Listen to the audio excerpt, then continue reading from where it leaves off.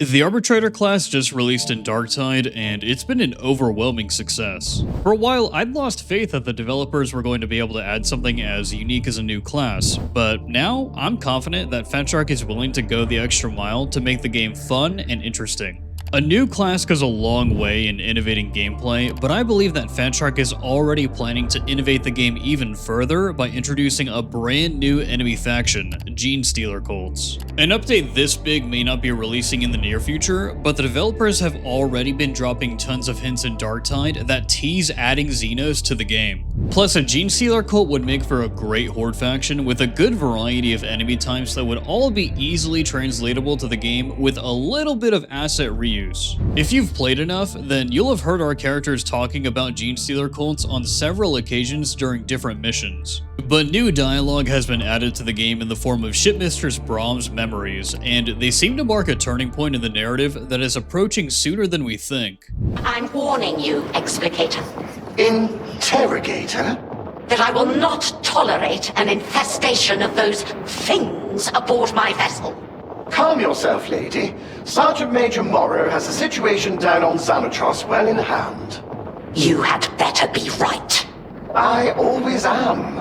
I suppose we will see. So much for your claims that the Xanatros contamination would not touch the Morningstar. I am well aware of the damage even one Genestealer can do. That's why I left the matter to Brunt. Isn't that right, Brunt? Aye, sir. It's a repulsive creature. Are you sure it's dead? Pulled its head off, then stamped on it. It's a goner.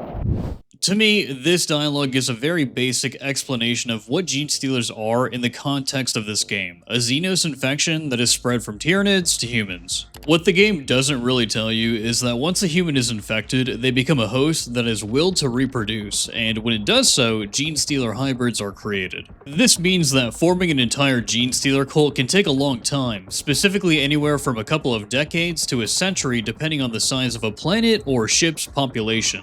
Due to the size of the Morningstar, I don't believe that there's a Genestealer infection on board. If and when we get Genestealers, it'll likely be because a cult is already present in the Mobian domain. What's significant to me about all this new dialogue is that it easily makes the Genestealer cults the most talked about Xenos faction in Darktide, followed very closely by the Eldari in second place. But the Eldari aren't really the kind of faction that would work in a cooperative horde shooter like Darktide. Fighting an entire horde of any of the Eldari factions, such as the Eldar, Dark Eldar, and Harlequins, wouldn't make any sense for a group of 4 rejects or Arbites. It actually makes more sense to me that we'd sooner see Eldari being either a playable class, perhaps in the form of a Corsair, or as NPCs that we ally with as part of some dramatic twist in the narrative. But when it comes to fighting them with just 4 people, then perhaps a squad of Space Marines might be able to take a horde of Space Elves on, but our rejects and Arbites would probably get slaughtered. Speaking of Space Marines, we've already seen Orcs, Tyranids, Chaos Space Marines, and Chaos Demons appear as enemy factions in the Space Marine games. Our characters may be able to take on various Orcs, Tyranids, and Chaos Demons, but Chaos Space Marines may be out of the question unless they're used as bosses or as part of an environmental hazard in a mission. But Orcs and Tyranids wouldn't make too much sense either, because typically when they're involved, the entire system or planet would be getting invaded, which isn't really what's happening in Darktide. Shipmistress Brahms actually explains the scale of the conflict in the game's introduction.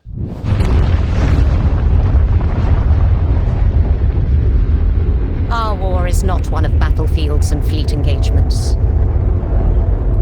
It is waged by the dedicated agents of the Imperial Inquisition. It is fought in the cities and hives of the Imperium. In the back streets and the forgotten sublevels. In hive cities like Tertian. That being said, I think it's definitely possible to see more Chaos Demons of Nurgle get added to the existing enemy roster. I would love to see Nurglings get added as a basic horde type enemy, Plague Bearers get added as elite enemies, and Rotflies appear as flying specialist units. Additionally, Orcs and Tyranids seem like options that are disqualified because they're never really brought up in-game. In fact, the same goes for the Tau, Necrons, and Votann. These Xenos factions are either rarely mentioned or simply never mentioned at all. Out of every Xenos faction, the Genestealer Cults are referenced the most in-game, and their roster makes them the most logical candidate to include in a horde shooter like Darktide. But what exactly would that roster entail? Genestealer Cults have a wide variety of units, but what you'll find is that the functionality of many of them is very similar to the traitor guardsmen and cultists that we fight in Darktide. I won't go over every Genestealer unit, but I'll cover the ones from each generation that we're most likely to see in a Tide game. At the very top of the Genestealer's chain of command, you have a Pure Strain Genestealer who has infected hosts to start a cult. This Pure Strain becomes the Patriarch, and for the most part, you only have one Patriarch per cult, so we probably wouldn't see the Patriarch in-game. But then we get into the generations, and first up, we of course have the first generation of Genestealers, which is primarily made up of Acolytes and units such as the Hybrid Metamorphs or Aberrants. Hybrid Metamorphs would act as classic melee elite enemies that move and attack pretty quickly like Ragers, while Aberrants would exist more like the game's Crushers, which are slower elites that can potentially one-shot you with devastating overhead attacks. The second generation features more Acolytes just like the first generation, but can also spawn Abominants, which are bigger, stronger, and faster Aberrants. Abominants would be the perfect monstrosity unit for the faction because of their size, and we already have an example of how a monstrosity with a weapon would perform in the Tide games because of the Minotaur and Vermintide 2. The third generation of Genestealers features the Neophytes, which exhibit features that more closely resemble humans. Neophytes could easily act as the faction's mixed armored horde units and shooters, acting like the armored scab units that we currently see in-game. It would also be easy to make Neophytes into elite gunners or shotgunners as well, because you can stick a big gun on nearly any unit. Members of the fourth generation of a Genestealer cult look almost indistinguishable from humans. It's here that you could have many of your specialist units, such as the Biophagus, which I imagine is having a similar role to the Dreg Tox Bomber. Lastly, you have the fifth generation, which consists of the Pure Strain Genestealers. Pure Strains could be used as your stereotypical horde unit, but I could also see them as the perfect disabler, acting very similar to Poxhounds in that they would pin you to the ground and try to infect you with the Genestealer's Kiss, effectively acting like a death sentence for your character since you would become a host.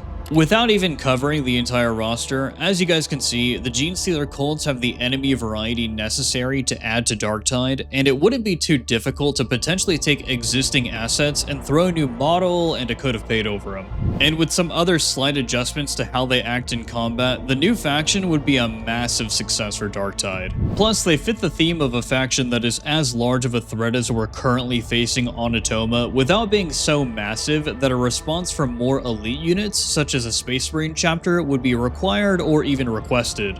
At this point, I think it's only a matter of time before Genestealers are added to the game, and I'd genuinely be surprised if they never got introduced. And like I said, Fatshark has proven that they're willing to go the extra mile to add content to the game that is going to really innovate the experience, so I'm pretty confident that a Xenos faction is on the horizon. If you'd like to get an even deeper dive into the topic, then I encourage you to watch the videos that Joe Plays Games made. She explores many of the lore and story reasons why Genestealers will be coming to Darktide eventually.